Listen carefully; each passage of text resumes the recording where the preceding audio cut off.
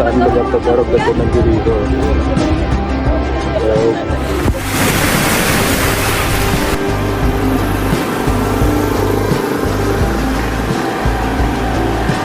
So, ayan guys, di ko na alam kung saan kayo pupunta. Pero nakikisabay lang ako dito sa mga kasama ko. Ayan o, nakapakaganda ng view.